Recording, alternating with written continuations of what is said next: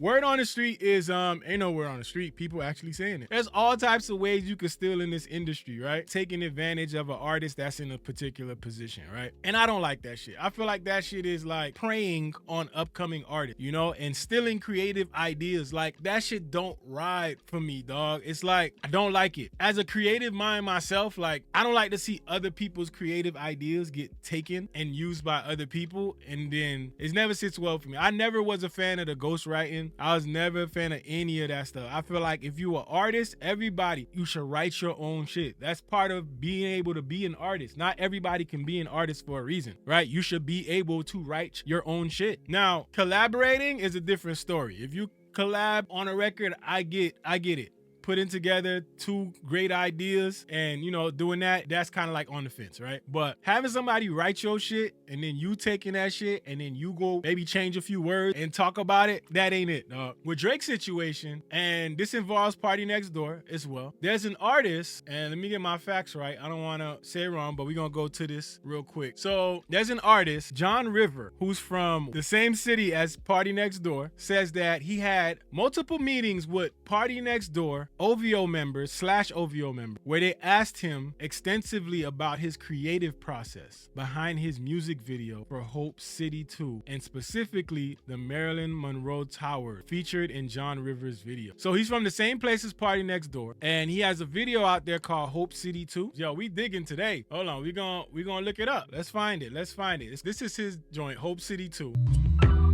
You underestimated greatly. Took over my city, how long did it really take me? Other niggas had to leave, pass them cause they lazy. Now they at they crib yelling, why you never play me? Only saga niggas, Rich Red and Devin Tracy. Drizzy is the papa Toronto, then I'm the baby. Cause I've been in the crib, with blood up on my bib. I swear I kill these niggas if they ever try and fib. Your nose is getting longer, putting fires out, my hoes is getting stronger. So I'm guessing this imagery right here is what they're interested in. Now remember, the detail is that PARTYNEXTDOOR is from the same place as this kid is from. Let's keep that in mind while we're looking at this, because you see right there, you see this imagery right here is what they talking about, right? So, and let's go back to the story. So now that we know John River, and we kind of heard a little snippet of his song, I thought he's gonna be like a, you know, straight like PARTYNEXTDOOR sounded like, but he not. He got his own flow, he doing his thing. So let's look at the story now. He said they asked him extensively about his creative process behind his music video for Hope City 2, specifically the Marilyn Monroe Tower. The building became the backdrop for, you know, Sexy Songs for You cover. P&D also reportedly threatened River with the possibility of getting blackballed if he didn't pay him homage. I don't know, y'all. Something sound weird here. So PARTYNEXTDOOR wanted him to pay him homage for what specifically? For coming from the same place? Okay. Freddie Gibbs also noticed similarities between the cartoon bunny that is synonymous in his brand and the ones on the Sexy Songs for You track list art. His album, I remember that, from 2022 is already suspiciously close to Drake and P&D's collab type. So here's what's interesting about this, right? So we talk about this guy and we talk about this being the inspiration behind the music video. And then they come out with their album with that same backdrop. Something ain't right here, y'all. Something ain't right here, y'all, because why would this be a thing? What would inspire P&D to use this backdrop in such a similar fashion as he used it in the video, especially if they spoke to this guy? If they spoke to this guy and wanted to know the inspiration behind this imagery, and then you go and tell him he's gonna be blackballed if he doesn't pay homage, and then you go and use that same imagery. This is what I mean when I tell y'all I don't like this taking advantage of young artists, like artists who aren't there. Like, I feel like there's such like predatory behavior when it comes to like artists that are like at the top and artists that are like trying to come up. The problem is a lot of people out there, they hear these like young artists coming up, and as soon as the young artist says something about this person took this from you or took this, that from me, y'all be looking at them like they capping and running for clout. And this is why people don't believe the shit that they say. But we'll keep it moving. So now that we got the similarities between these two covers, right? The music video, and then they use that same imagery there. Now, granted, the building exists, right? So it's not like they from the same place. So, you know, you could say, okay, they just decided to go take it in front of the, you know, where he's from. But it's weird when you already spoke to the dude. You spoke to the man and asked him what was his inspiration behind this. And then you do that. I don't know. To me, that's wild. Y'all let me know if I'm tripping. But moving forward, Freddie Gibbs. We all know Freddie Gibbs uses the rabbit, you know? And there it goes. Souls sold separately. Sexy songs for you. No, sexy songs. What the hell? What is that shit called? Some sexy songs? Is that what it's called? I don't know. Whatever. So yeah, anyway, it's using Freddie Gibbs, you know, acronyms here, like with the dollar sign. Now, here's the back of it. Some sexy songs for you. You got the bunny rabbits here, you know, and this is their album. Yeah, y'all looking forward to this? All right. Yeah, so going forward, let's dig a little bit deeper into this John Rivers situation. So here's the explanation of it. Party Next Door wanted to get on a call after my video went viral in the country. And on this call that lasted 2 hours, he told me he watched the video 20 times. And me in front of the Monroe Towers was labeled new, innovative, and iconic. Why are you getting attention instead of me is exactly what he said. For over an hour, he then told me and tweeted, then deleted that I needed to always pay him homage. Yo, if Party Next Door says some shit like that, that's crazy. You're young and you don't want to get blackballed. The rest of the call, he was fixated on every aspect and detail of my video, the tower, and my vision for the city. Multiple people were present. I told him I respect his music, but homage was strained. Now, that's always interesting. When people say multiple people were present, it kind of tends to put me on the, you know, he might not be capping. You feel me? Because if he's saying that, he backing it up by saying other people were there. Now, obviously, you know, other people might be like, you know, I don't know what happened, you know, because, you know, people act scary as shit and they don't want to fuck up their position. But I don't know. Let's continue. Say when another OVO artist asked to sit down, he also began asking in depth about me, the Monroe Towers, my thought process, and all of my future music plans surrounding me. He then asked if I'd write for them. What the hell? Bro, do these niggas just scour around the city looking for like artists to steal music from? Is this what we doing, bro? You just scour around the city finding the hottest artists in the city and be like, yo, you want to sign these papers right quick? Yo, you gonna write for us? Like, bro, how could we talking about these guys like the biggest artists, and we over here just taking advantage of the little guy. Like, this is crazy. Alex said big bank take little bank. Listen, that's what it seems like to me. And I hate that shit because it kind of gives such a negative, it puts a negative cloud to being a writer, because we all know the industry is the industry. You gotta have writers. Whether you like it or not, you gotta have writers. There's some talented writers out there. There's some talented people who don't get no recognition, and some of them will rather have it that way. They don't want the recognition. They just want to write. They enjoy writing their music, watching their shit come to life. But then at that point, it's like, you got these people just taking your shit, and then as soon as you want some type of recognition for anything, now they looking at you like, oh, you don't want to get blackballed because you the little artist. Sit down there and just sit there. Like, imagine going up getting an award for some shit you did not write. Some shit that you did not put no creative thought into. It's wild, man. I don't know, man. People just lack integrity, bro. I can't go just accept awards for some shit I didn't do. That shit is crazy. Because these people have them in these situations where they can't say nothing. It's wild. This is wild. All right, let's continue. Because there's apparently more. So it says this started. Oh, wait. No, he said, my thought process, all my future music plans surrounding them. So he wanted to know all his future plans. So he said no, he wouldn't write for them. And he said he never spoke to or saw me again personally. This started when I was a teen and has been happening up to as recently as 6 months ago under the guise of admiration. I got 12 texts on Tuesday around noon, and then I saw the P&D cover and I instantly knew what had happened and been happening. Okay, hold on. I'm gonna say this real quick because we gotta be fair here. Right?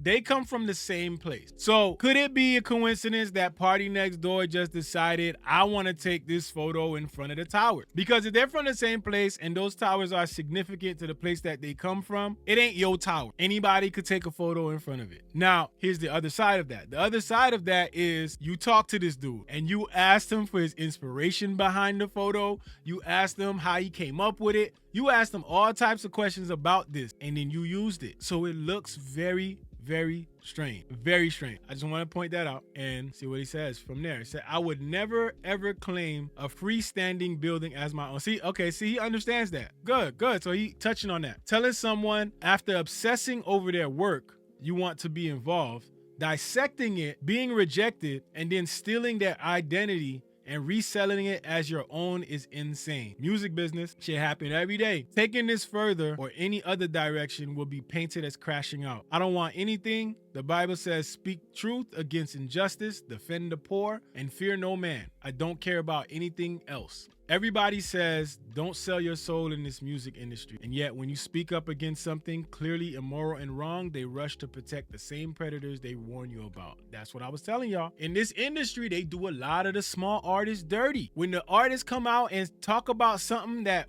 went against them, they get done dirty because people look at them and say, oh, you just clout chase. Oh, you just mad because you not there. Like, these people, like, make y'all believe that they are this image. That's what they supposed to do. You know, make you believe in this person that they selling to you. So it's wild to see to see him go through that. But at the end of the day, you look at this and you go, welcome to the business. Love my city. They know where I'm headed and believe in my potential. Nothing else needs to be said. And Freddie Gibbs posted and he said, damn, they even stole the rabbits too. I'm flattered. And of course you got people, they're gonna say reaching. They both reaching. I don't think this is a reach. This ain't a reach, bro. Like, the man clearly did this in front of these towers. They asked him about his inspiration behind it. They asked him about the video. They inquired it. How'd he come up with it? Why they showing you love and not me? And then they took that shit. At the end of the day, if the guy don't want you to take his idea, he don't want to write for you, he don't want to do any of that shit, it is what it is. Keep it that way. These motherfuckers don't be wanting to take no for an answer, dog. I told y'all about 6 Pack. Everybody was saying that he was lying and he was chasing clout after, you know, he said Drake took no face from him. Everybody said he was chasing clout. Everybody said he was lying. You know what I did? I was like, let me talk to him. And this is why I sat down, did that interview and talked to him. I talked to the guy. You know, we had conversations offline. We had the conversation live. We did what we did. He's come into some of the chats and talk about it. And to me, I just don't look at it and see it as something that's far-fetched. I don't know why people hear stuff like that and then think in their mind, no, that's not happening. Like, is the shit really that far-fetched though? Like, is this shit impossible? Like, can you not see it happening? That's always my question. So the fact that people rush to say that it didn't happen before they ask themselves, could it happen, is what's always wild to me. That shit is crazy to me. Karen said, what happened to that guy? I gotta hit him up. I was checking on him from time to time just to see how he was making it through. But I'm not sure what ended up happening with that. But now that you said that, I gotta hit him up. So yeah, y'all see that right there? XXX Tentacion and Matt Opp. Y'all gonna keep telling me he don't do shit intentionally? Like, bro, the amount of stuff this man does, it's like a corny factory, my nigga. This shit is crazy. Thank you. Black Chef Jay Taylor on Twitch said, definitely not far-fetched given Drake's reputation. This is what they do. And now you got an album with the dollar signs. XXX had it. Freddie Gibbs had it. And now this dude taking album covers in front of the tower. Like, bro, is anything y'all do original? Is anything original? Is anything an original thought at OVO? Is anything an original thought at that camp? Like, damn, y'all niggas just gonna steal everything, dog? Like, man, niggas can't have shit. Like, dog. Good artists borrow, great artists steal. I ain't gonna lie, that shit kind of pissed me off. I hate seeing small artists get taken advantage of, because at the end of the day, like, if you're an artist, you know the amount of time and the amount of work you put into your craft. Like the process of sitting there, you know, working on like material, putting shit together, like the feeling you get when you make something that you super proud of. And I can't imagine doing that and then having somebody take that shit. And granted, if you give it to them, you give them to them. But having them take it and then treat you like sit there and don't say shit, it's crazy. Working in a ghostwriting sweatshop is wild. This shit crazy. Just mid! It was mid! It was mid! It was nothing spectacular! Kendrick fans were just glazing him! It's okay. It's okay. Drake's I said Kendrick fan was just glazing him. just mid! It was mid! It was mid! It was nothing spectacular! Kendrick fans were just glazing him! Drake's had enough! Chill out. Chill.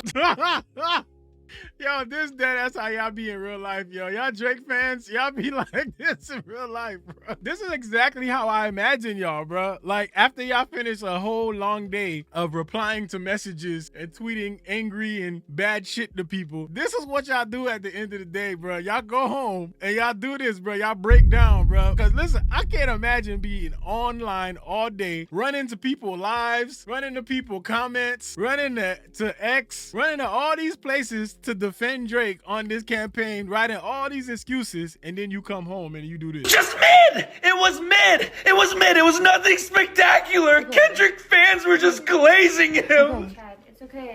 It's okay. Drake's had enough! Chill out. Drake's had enough. Oh my gosh, bro. Yo, I could watch this shit like a million times, bro. I'm not even gonna front. Matter of fact, I'm gonna watch it one more time. I got to. Just mid! It was mid! It was mid! It was nothing spectacular! Kendrick fans were just glazing him! Chad, it's okay. It's okay. Drake's had enough! Chill. For the fans out there that love Drake, I know y'all love this singer, but it is never this deep, bro. It is never this deep, bro. I'm gonna need y'all to get y'all composure, and I'm gonna need y'all to chill. It is never that deep. Shout out to Jalopy Bungus. Let's see what he said. Drake just got caught stealing again. So I don't know if y'all know who John River is, but he's an artist out in Canada that's currently going viral and has got a good amount of support behind him. Well, he is currently accusing Drake and PARTYNEXTDOOR. It said, I said no to writing for you niggas at the lunch. Then you say you want to hear my vision one-on-one on the phone and then still any Of hearing his vision, listening to him talk about it, and then stealing it flat out. And what makes it even crazier is PARTYNEXTDOOR and Drake actually approached this dude. That's what I was saying, bro. The fact that they approached this dude tells you everything. It'd be different if, like, they from the same place and they just happen to do this damn photo in front of this building or these towers the way that they did it. They from the same place, bro. And they approached this dude to talk to him about his vision of them damn towers in the back of his video. They actually approached this dude and talked to him, bruh. Look at this, right? This is John River, you see? And then look at this. Crazy. What do you know? This is crazy. Crazy. And bro, this is why I keep telling y'all, man. Yo, when I did that interview with Six Paths about people taking shit, people was on here talking about, yo, he capping. Yo, he doing this for clout. Bruh, it's not far-fetched for niggas like this to steal from people at the bottom. They do it. They do it. Like, this shit is crazy. Shout out to Autonomous, man. Autonomous with the super chat. Said the voice crack gets me every time, bro. You talking about the dude crying? Yo, insane. Yo, see, Dave Rakowski said Party could have been much bigger artists outside of OVO. A lot of artists could be bigger outside of OVO. Like, a lot of them can. But, hey, them contracts over there, bro. Them contracts over there be having niggas stuck. Bruh. And I can already see the Drake fans commenting on this video talking about, oh, he can't take a picture of the building no more? Oh, he owns the building now? Oh, nobody can take pictures from that building no more, I guess. Bro, if you've never done something before and then you contact somebody who's done it and then you do it, yep, that's crazy, bro. You stealing. You stealing, man. You stealing. That's what you doing. Y'all remember that scene from Friday? I'm appalled. You ain't Paul. You a nigga that steals. Damn, bruh. Niggas just out here stealing, bruh, and then walking around acting like it's they shit. Shout out to Jalopy Bungus, man. Shout out to that man. Bruh, there's so many people out here getting shit stolen from them, dog. And this shit ain't right. Shit ain't right, man. It ain't right. But it's like, how can you protect small artists when every time a small artist comes out and says something about what happened to them, people immediately go to, you chasing clout. You want clout, you want this, you want that. Like, come on, man. It said, saw the other guy buy 5, so I had to grab 50 copies. Bro, you can't be this crazy, bro. You go buy 50 copies of this shit. You bought 50 copies of digital ass, nigga. Like, yo, 50 copies of ass gas, nigga. That's what we gonna buy right here. Now, listen, I'm talking shit. Maybe it might be all right. Maybe. Maybe? I don't know, man. We gonna see. Niggas buying digital ass. Yo, I take, you know what? Give me 50 of them. Give me 50 of them shits right there, man. Oh my gosh. Yo, this shit is hilarious. Yo, I don't got no high expectations for this release. I'm not even gonna lie. And obviously, I'm gonna have to listen because I'm gonna have to critique it, but I'm not expecting nothing spectacular. I'm not. And obviously, this is a safe album, you know, and you know, this is to test the waters. So we're gonna see how they do in the waters, yo. But if you wanna buy your copy of digital ass, go ahead and that's it. Yo, let me stop calling it digital ass, bro, because we haven't heard it yet. Well, I haven't. So I don't want to make it seem, you know, like, yo, I'm just saying shit. But I feel like that's where we headed, though. It said check the math on that. It ain't mathing. Let's pull out the calculator then. Y'all trying to say they photoshopping? Wait, hold on. I don't think it's not 39 though. Why does it say 39? Yo, if this shit Photoshop, this shit gotta be desperate as fuck, bro. Please don't tell me they Photoshop this shit. You right, that shit ain't mathing. Hold on, man. Yo, hey, yo, hold on, wait a minute. Yo, at $39.95 for 50 of them motherfuckers, this shit should be $1,997. Man, hold on, yo. If this fake, right, I think the aim of this is to put it up there and make other people feel like, oh, you bought 5 and oh, you bought 50. Oh, I'm gonna go buy 10. It's to like make people go buy extra copies. But still, at the end of the day, what it does is somebody that's looking at this probably gonna be like, oh, they bought 5. Oh, that's what we doing? Let me go buy 4. Let me go buy 10. You know what I mean? These the tactics, bro.